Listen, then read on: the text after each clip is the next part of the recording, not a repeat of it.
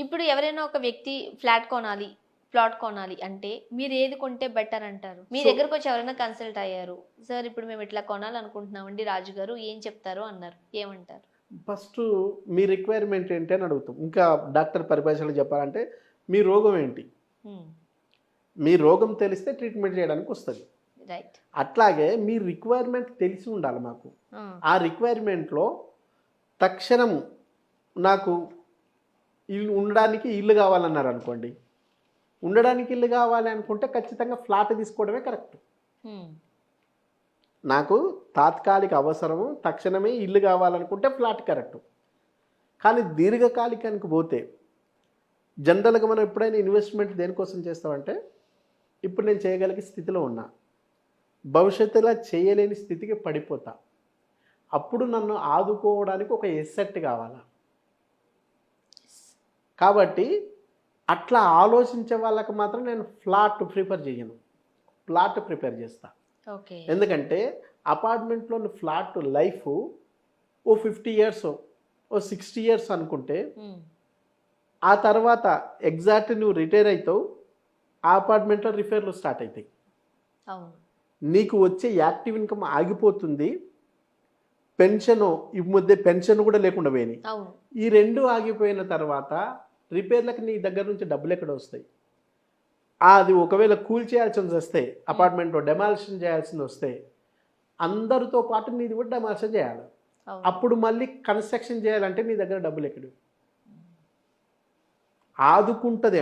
అంటే అవసాన దశలో, అంతిమ దశలో ఆదుకుంటుందనుకున్న అపార్ట్మెంట్‌లోని ఫ్లాటు అడ్డంగా మారుతుంది. నీకు ఆవేదనగా కల్పిస్తుంది. అప్పుడు నీకు అన్‌డివైడెడ్ షేర్ ఏదైతే ఉందో, దాంట్లో వచ్చే 38 గజాలో, 36 గజాలతోటి ఏం చేసుకుంటావు?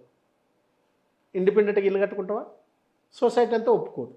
అవును. కాలనీ సొసైటీ ఒప్పుకోదు. అప్పుడు నీకు ఇబ్బందులు వచ్చే అవకాశం ఉంటుంది. కాబట్టి తాత్కాలిక అవసరం కాదు, నాకు దీర్ఘకాలిక అవసరము లేదా పర్మనెంట్ సొల్యూషన్ కావాలనుకుంటే మాత్రం open plot is the best. హ్మ్. లేదు తాత్కాలిక అవసరం కావాలనుకుంటే మాత్రం అపార్ట్మెంట్ బెస్ట్. ఓకే.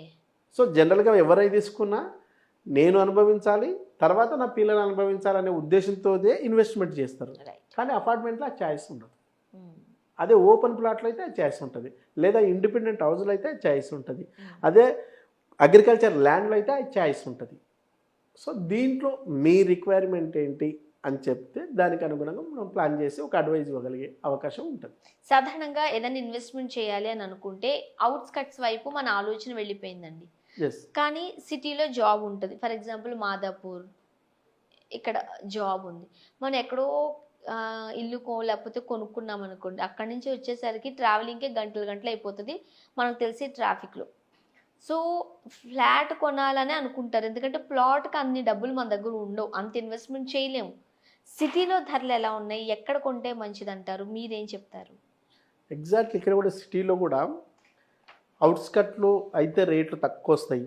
సిటీలో అయితే రేట్లు చాలా ఎక్కువుంటాయి అనేది మనం అందరం అనుకుంటాం. హ్మ్. కానీ కొన్ని చోట్ల ఇప్పటికి హైదరాబాద్‌లో చూస్తే ఔట్‌స్కట్‌ల రేటు కంటే సిటీ సెంటర్‌లో కూడా రేటు తక్కువున్నాయి. ఎక్కడున్నాయండి? ఫర్ ఎగ్జాంపుల్ మీకు హయత్ నగర్ ఉంది, ఓకే. గుంట్లూరు ఉంది.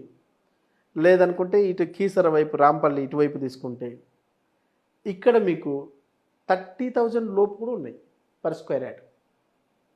కానీ అవి కూడా లాంగ్ డిస్టెన్స్ కదా! కానీ మీరు సిటీ లోపల అంటున్నారు కదా! ఔటర్ రింగ్ రోడ్ లోపల ఉన్నదంటే సిటీగా పరిగణిస్తున్నారు. హ్మ్. ఔటర్ రింగ్ రోడ్ దాటితే శివారుగా పరిగణిస్తున్నారు. అదే శివారు అనుకుంటే ఇప్పుడు కొల్లూరు ఉంది, లేదా తెల్లాపూర్ ఉంది, లేదా మీకు మహేశ్వరం ఉంది, లేదా తుక్కుగూడ ఉంది. ఇక్కడ మీకు 30,000 కూడా రావు కదా! హ్మ్. ఇంకా ఎక్కువనే కదా కాస్ట్. సో నేనేమంటున్నా, జనరల్‌గా కాకుండా, ఇన్ జనరల్‌గా కాకుండా స్పెసిఫిక్‌గా మీరు చేస్తున్న జాబు ఏదైతే ప్రాంతం ఉందో, ఆ ప్రాంతానికి దగ్గరలో ఏడ తీసుకుంటే బాగుంటుందో మనం చెప్పగలుగుతాం. ఓరల్‌గా చెప్పడం అనేది అందరికీ ఉపయోగకరంగా ఉండదు. హ్మ్.